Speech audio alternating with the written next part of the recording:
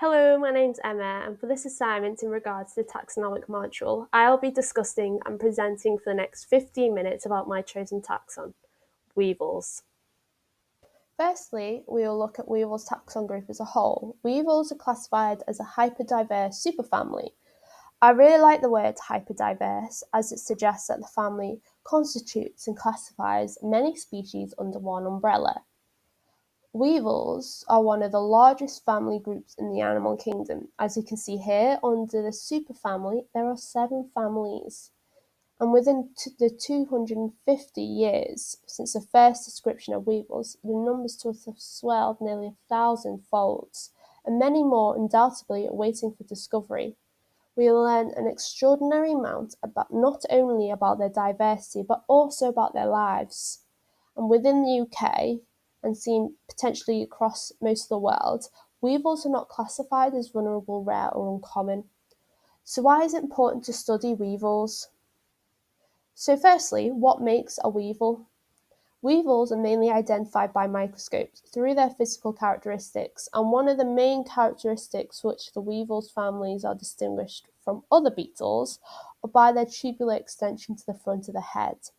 However, to make identifying these beetles harder, some of these beetles don't have these extensions, such as the bark beetles. Going on from this, what makes weevils so successful? Most of the species are plant eaters. All parts of plants are eaten by weevils, so food is easily and readily available. In relation to their preferred habitats, weevils inhabit all parts of the earth where there is terrestrial vegetation. They are among the most successful forms of terrestrial life. In terms of reproduction, they are very successful, potentially due to their long snouts, which is used during mating and laying eggs. Different species of weevils do have slightly different preferences. For example, the commonly known silver green leaf weevil species is widely spread across broadleaf trees. It can also be found in low herbaceous vegetation such as nettles. So species population of weevils over the last 20 years have been described to our knowledge increased by 8.7%, and we are still learning about the family extent today, as most populations are based upon assumptions to calculate species richness. Weevils are also described between 60 to 70,000 species within the family, with about 628 British and Irish Culinidae. Taken from the National Biodiversity Network website, 4 different weevil families and the superweevil family distributions are shown across the UK. As you can see, there are only 6 records over the UK and only 2 confirmed and verified are shown within the superfamily, meaning weevils are under-recorded in the UK. However, this may be due to how they were recorded and saved within the datasets. This data is easily accessible and readily available in the NBM. However, some major recording centres do not share their data with them. Therefore, the record is still incomplete.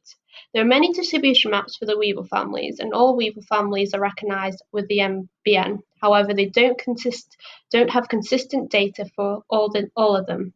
We also don't know what the surveying efforts are like for this species.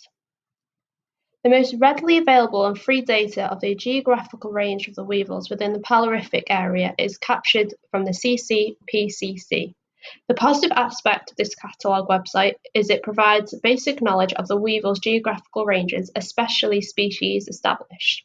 However, some species were not recorded to the full extent, as some species have not been identified with confidence or due to political issues. The CCPCC volumes were created in haste because the press deadline to further works is needed to update them. The website is creating several updated lists, however, it's very bitty and not easily read. Another website which holds records of weevils is the Global Biodiversity Information Facility. GBIF shows the recent data collected over the Palorific distributions with approximately 440,000 weevil records.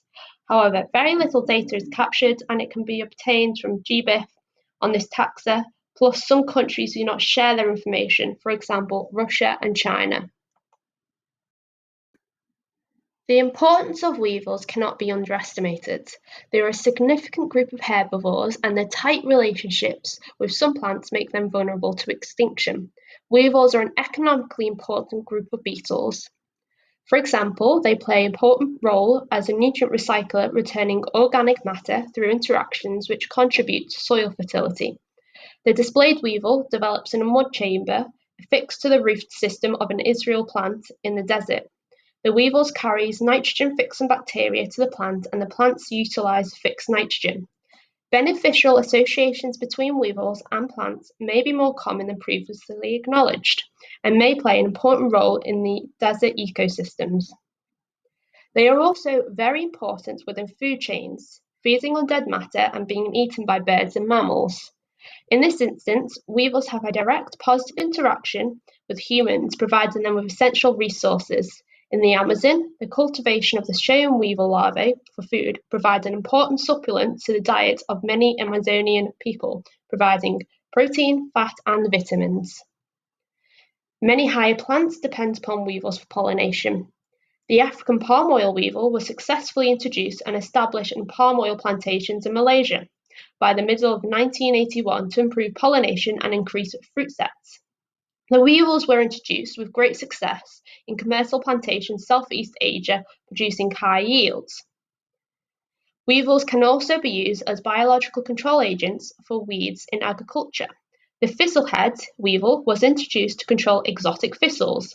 Between 1992 and 1996, the weevils' damage to the native thistle constantly increased, significantly reducing seed productions of native thistle flowerheads. As we have now discussed the importance of these weevils in their natural habitats, it's important to identify them.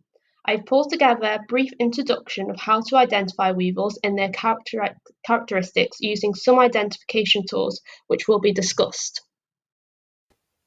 Sorry if you cannot see this image very well, however, I will be going through some parts of the beetle right now. So, like other beetles, weevils have three main parts: head, thorax, and abdomen. Three pairs of legs: front, middle, and hind.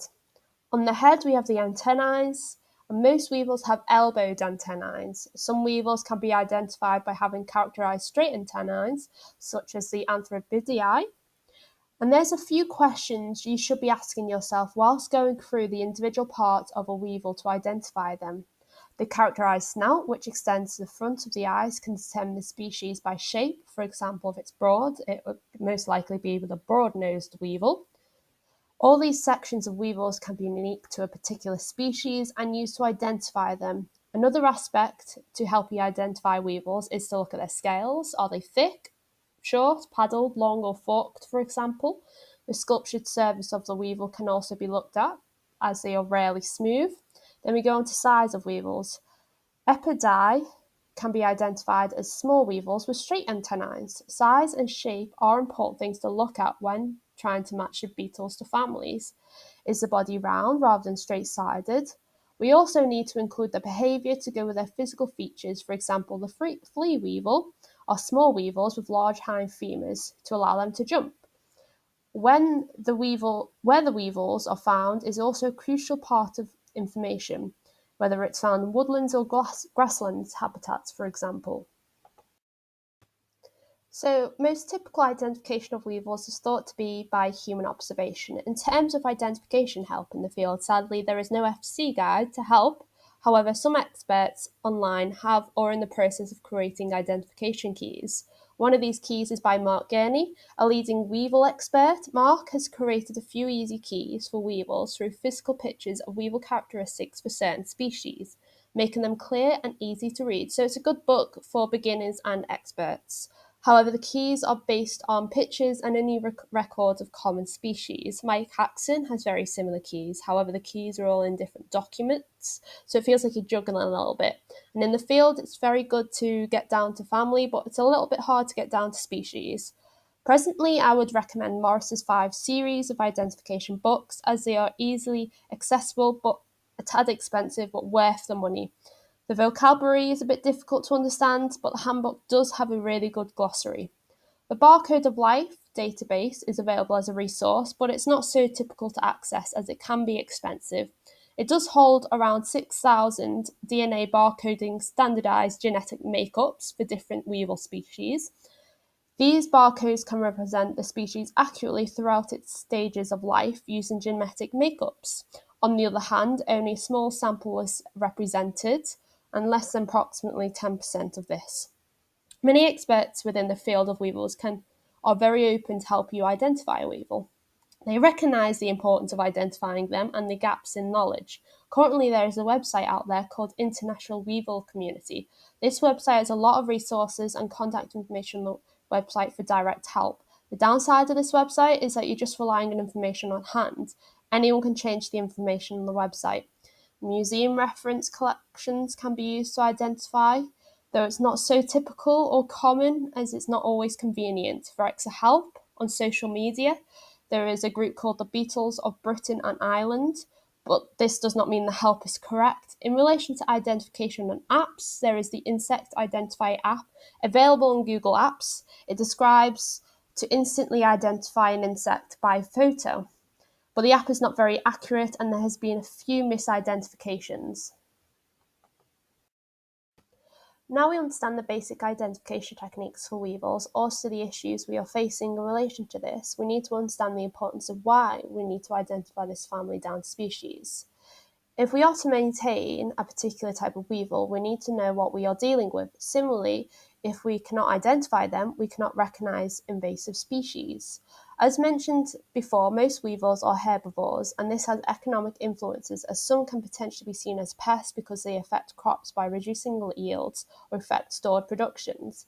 They can also actually cause large losses when the female weevils make holes somewhere in the plant, either the branches or the fruits, to lay eggs. They are key pests in forestry and agriculture and also attack many plant species. An example of this is grain weevils or rice weevils, also known as, which is recognised as pests, causing direct and indirect damages. Similar to the vine weevils, the larvae of many weevils feed by boring into host plants, which may be damaged or killed as a result. Without being able to identify the species correctly, we cannot monitor or manage them. To cover other reasons why it's important to identify weevils accurately, I will briefly go over some points as there are many reasons why. It is important to identify weevils in relation to the potential management. If there is any current weevils vulnerable, correct identification of these species will provide positive management. To understand them before they are potentially not common anymore, it is encouraging to monitor these species populations and distribution patterns. Overall identification allows professionals to recognise species and to observe the impacts of weevils onto their environment. Currently, there are many issues facing the act of identifying weevils. Overall, identification is getting better as more resources and more research is occurring. However, a lot of the information is based upon where weevils are looked upon as pests, so a lot of it's biased. However, this information can help us understand conservation or habitat efforts that are needed. There are so many weevils still out there waiting to be recorded, and more data on these weevils are needed. As weevils are very common, there is no rush in regards to surveying and identifying species, so very little is done. There is still great disagreement on classification within the superfamily, as there are many different types of classifications that taxidermists use with weevils. So what can they do? In terms of what they can do, of experts, the Weevil International Community website is set up and describes the issues faced in regards to the correct name to begin with in relation to the different characteristics of the weevils. They've tried to overcome this recently by creating their own glossary and describing these characteristics. It is very easy to follow and to understand, as there is a need to create this uniform classification and keys to allow easier communication.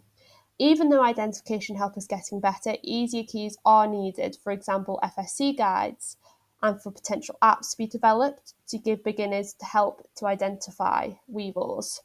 And in terms of what we can do, we can start learning how to identify these weevils accurately and start recording them by increasing our identification knowledge by attending training sessions and learning how to use them available keys. Lastly, to ask for help to identify species and to not give up. So lastly on this presentation, I have created a small Weevil quiz, which you can take part at home to help identify weevils by their common or scientific name. This quiz can be quite hard, but should be fun and factual, so I hope you can join in. Pause the presentation if you would like more time to think about it. So the first one It's quite hard, named after a famous towering shaggy character within a famous trilogy.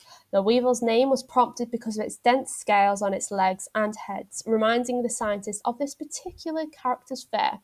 Yep, it's Chewbacca, recently discovered, typically found in leaf litter in forests. Next up, we have another Weevil named after a famous person and was discovered by a scientist in 2014.